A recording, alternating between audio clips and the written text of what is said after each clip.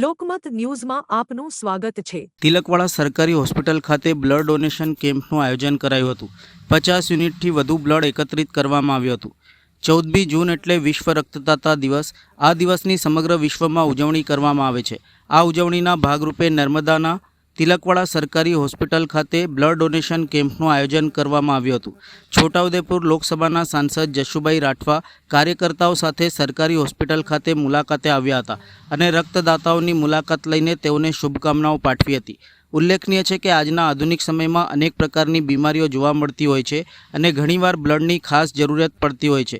આવા સમયમાં દર્દીઓને બચાવી શકાય તે માટે ઘણીવાર બ્લડ ડોનેશન કેમ્પના આયોજન પણ કરવામાં આવતા હોય છે અને દર વર્ષે 14મી જૂનના રોજ વિશ્વ રક્તદાતા દિવસ તરીકે ઉજવણી કરવામાં આવતી હોય છે। નર્મદા જિલ્લામાં પણ દર વર્ષે 14મી જૂનના રોજ બ્લડ ડોનેશન કેમ્પનું આયોજન કરીને વિશ્વ રક્તદાતા દિવસની ઉજવણી કરવામાં આવતી હોય છે। આ ઉજવણીના ભાગરૂપે આજે તિલકવાડા સરકારી હોસ્પિટલ ખાતે બ્લડ ડોનેશન કેમ્પનું આયોજન કરવામાં આવ્યું હતું। આ કેમ્પમાં વહેલી સવારથી યુવાનો મોટી સંખ્યામાં બ્લડ ડોનેટ કરવા માટે ઉમટી પડ્યા હતા અને 50 યુનિટથી વધુ બ્લડ ડોનેટ એકત્ર કરવામાં આવ્યું હતું।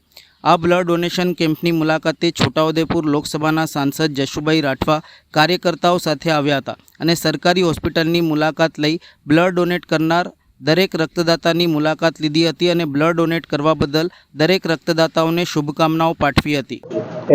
આજે નર્મદા જિલ્લાના તિલકવાડા ખાતે સામૂહિક આરોગ્ય કેન્દ્રમાં રક્તદાન શિબિર યોજવામાં આવી। આ શિબિરની અંદર 50 કરતાં વધારે યુનિટ થવાની સંભાવના છે।